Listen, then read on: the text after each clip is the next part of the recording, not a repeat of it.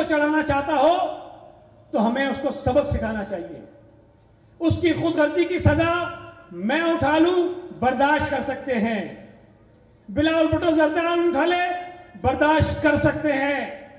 पूरी peoples party उठा ले, बर्दाश्त कर सकते हैं।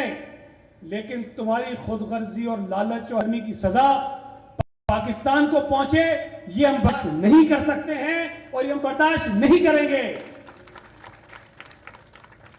एक बात आप सबको पता है, इसको इलेक्शन कमीशन से इतनी मिर्चें क्यों लगी हुई हैं? इलेक्शन कमीशन के नाम से उसको तकलीफ क्यों होती है? इसलिए कि इलेक्शन कमीशन से वो जो फॉरेन फंडिंग केस का फैसला है वो अपनी मर्जी का 7-8 साल तक उस केस को ये घसीटता रहा। कभी वकील बदल दिए, कभी मौक़िफ़ बदल दिए, कभी कुछ कर दिया।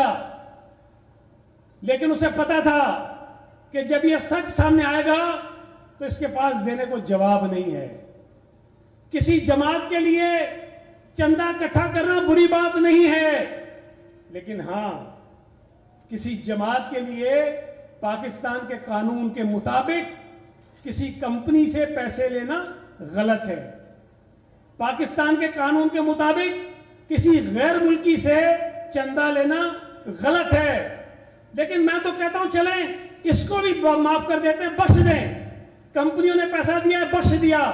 गैर मुल्कियों ने पैसा दिया, बख्श दिया। लेकिन दो बातें ऐसी हैं जो बख्शी नहीं जा सकती हैं। जवाब चाहिए इस बात का कि यहूदी क्यों इमरान खान को पैसे दे रहे थे, पीटीआई को पैसे दे रहे थे। जवाब चाहिए इस बात का कि भारतीय क्यों पीटीआई को और इमरान खान को पैसे दे रहे थे। उनके क्या मफादात थे कि वो चाहते थे कि पीटीआई इस मुल्क में मजबूत हो, पीटीआई इस मुल्क में हुकूमत में आए, इमरान खान इस मुल्क का वजीर आजम बने। भारतीयों और यहूदियों का क्या मफाद था? भारतीय और यहूदी पाकिस्तान के दुनिया में सबसे बड़े दुश्मन हैं और पाकिस्तान के सबसे बड़े दुश्मन अगर किसी पाकिस्तानी सियासी लीडर को पैसे दे रहे हो तो सवाल हम पूछेंगे और जवाब तुम्हें देना पड़ेगा। और जवाब तुम्हारे पास नहीं है, इसीलिए जवाब में तुम गालियां देते हो, इलेक्शन कमीशन को गालियां देते हो, सवाल उठाने वाले को गालियां देते हो।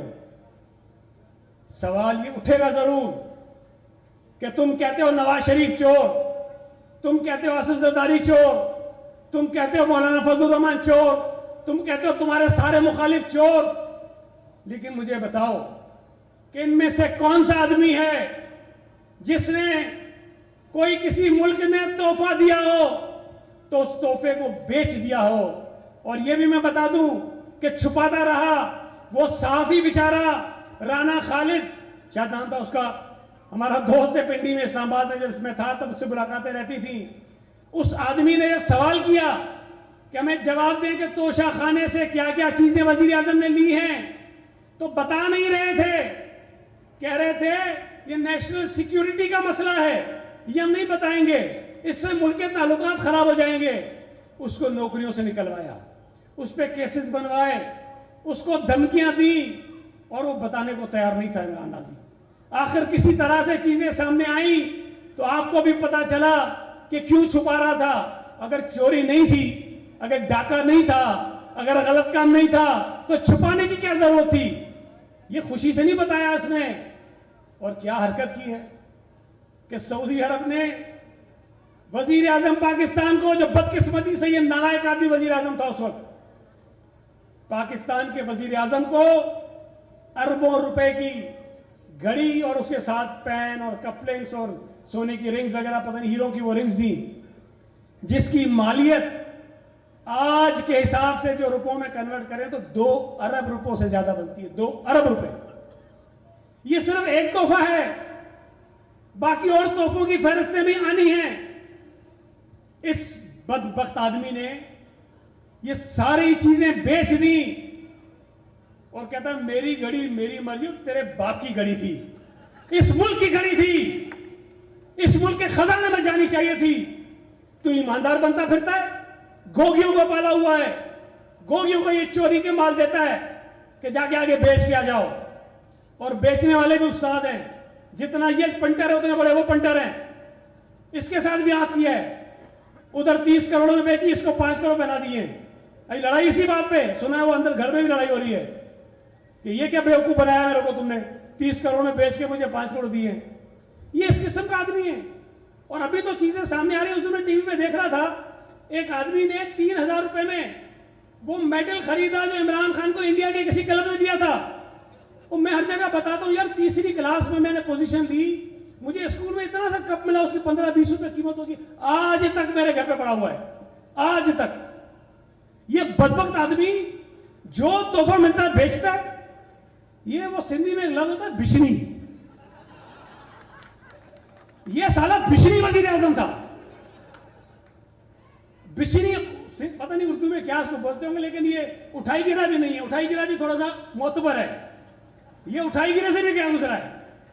ये मतलब पता है क्या, ये पेन पड़ा ना, मैं जाते जाते पेन जेब में डाल दूं, इधर बैठूंगा कोई किसी की चीज पड़ी वो जेब में डाल दूं, माचिस की टिकिया पड़ी वो जेब में डाल दूं। ये ऐसा था। ये तो जहां जहां गया है दुनिया में, जहां जहां लोगों ने ठहराया, अब अपने कमरों की तलाशियां ले रहे हो क्या पता नहीं कौन कौन सी चीज उठा के ले गए होगा यहां से। ये मुल्क की बदनामी कराई है दुनिया में जाके इस आदमी ने, इस आदमी को। और ये दावेदार था रियासत मदीना का। रियासत मदीना क्या थी? रियासत मदीना खुद मिसालें देता है कि हजरत उमर से किसी ने सवाल किया कि भाई आपके कुर्ते की लंबाई ज्यादा है, ये कपड़ा कहां से आया? उससे जवाब हुआ, तेरे से जवाब हुआ तो तू कहता मैं क्यों बताऊं? यहां कहता है कि कानून सबके लिए होना चाहिए। मिसालें क्या देता है, जरदारी के लिए दूसरा कानून है, नवाज शरीफ के लिए दूसरा कानून है, गरीब लोग जेल में पड़े, वो जेल में तेरा होना चाहिए था, तेरे लिए कानून दूसरा है। जजेस तुम्हें सपोर्ट करते हैं, जजेस का तू लाडला है, मीडिया का आज भी तू लाडला है, और पता नहीं किस किस का लाडला तू बना फिरता था। ये लाडला पने ने इस मुल्क की बदनामी की है, इस मुल्क के इदारों को तबाह किया है। और मजे की बात सुने, रियासत मदीना का दावेदार है, कभी पूरा कलमा से पढ़ा है? मुझे दावा चैलेंज करता हूं, मुझे बता दे कभी पूरा कलमा का सुना आपने? इतनी तस्बीह में पढ़ता रहता है, कभी ला इलाहा इल्लल्लाह मोहम्मद रसूलुल्लाह के मुंह से आपने नहीं सुना होगा, शायद पढ़ ही नहीं सकता होगा। खातमुन नबीन नहीं कह सकता, खातमुन नबीन नहीं कह सकता, मईशत नहीं कह सकता, रूहानियत नहीं कह सकता, और दावेदार है रियासत मदीना का। इस मुल्क के जितने सुदूर गुजरे, वजीर आजम गुजरे, चीफ मिनिस्टर गुजरे, गवर्नर गुजरे, जब भी वो ईद की नमाज पढ़ते हैं अगले दिन अखबार में, रात में टीवी पे आता है कि वजीर आजम ने यहां नमाज पढ़ी, ये उसकी तस्वीर हो। इसकी कोई देखी? एक आई थी, वो भी 12 बजे, वो नींद से उठा के किसी ने कहा होगा जाके पढ़ भाई ईद की नमाज पढ़नी है, वजीर आजम हाउस में पढ़ी इसने एक मरतबा। लेकिन 2 मरतबा इसकी नमाज पढ़ते हुए वीडियो आई है। एक ईद की नमाज इसने पढ़ी थी ताहिरुल कादरी के धरने में, वीडियो निकाल लो, गलत पढ़ी थी। एक अभी पढ़ी थी इसने अरशद शरीफ की गायबाना नमाज, वीडियो निकाल लो, गलत पढ़ी थी। 2 मरतबा वीडियोस जिसकी आई नमाज पढ़ने की, दोनों मरतबा गलत पढ़ी। और ये 10 रियासत मदीना का, और नबी करीम सल्लल्लाहु अलैहि वसल्लम के गलत हवाले देता है, किससे घड़ता है, झूठे किससे घड़ के सुनाता है। लेकिन बदकिस्मती की बात है, मैं तो ये कहूंगा जो उसके पीछे चलते हैं उनको नहीं पता हकीकतों का, शायद नहीं जानते होंगे इसलिए पीछे चलते हैं। वरना जो आदमी मजहब का इस भोंडे अंदाज में इस्तेमाल करे, उससे बड़ा लानती कोई हो सकता है? नहीं वाजिब कहता हूं, किसी को नहीं कहता। नहीं, मैं तो ये कह रहा था, मैं तो कहता हूं अल्लाह ने इसको जिंदगी, अल्लाह इसको और जिंदगी दे। ऐसे मनुष्य को जिंदा रहना चाहिए, जमीन होना चाहिए, मरना नहीं चाहिए जल्दी। इसने जो इस मुल्क के साथ किया है, जो इस मुल्क के लोगों के साथ किया है, इस मुल्क की मईशत के साथ किया है, इस मुल्क के मुआशरे के साथ किया है, उसको इस मुल्क के लोगों का उसी हशर का सामना करना चाहिए। अल्लाह ताला ने चाहा तो इमरान खान नाम का कोई आदमी इस मुल्क की सियासत में उभर कर अब नहीं आएगा, और तो इमरान खान आ जाए, लेकिन इमरान नाजी कोई नहीं आएगा इंशाअल्लाह ताला। अल्लाह ने चाहा तो अगला वजीर आजम बिलावल भुट्टो जरदारी होगा। और इसलिए होगा कि मुस्तकबिल बिलावल भुट्टो जरदारी का है। इस मुल्क की सियासत बिलावल भुट्टो जरदारी के हाथ में है। बाकी सारे 70 टप गए हैं। बिलावल भुट्टो जरदारी अभी, अल्लाह उसको जिंदगी दे, सेहत दे, अभी 33-34 साल का है। उसकी बड़ी जिंदगी पड़ी है इस मुल्क की लोगों की खिदमत करने के लिए। और आज भी दुनिया में जहां जहां जाता है अल्लाह ने उसको इज्जत दी है। पाकिस्तान बैनुल अक़वामी तौर पर तन्हाई का शिकार था। बिलावल भुट्टो जरदारी साहब की सलाहियतों की बिना पर एक एक मुश्किलात, एक एक मसला पूरी दुनिया में हल होता जा रहा है।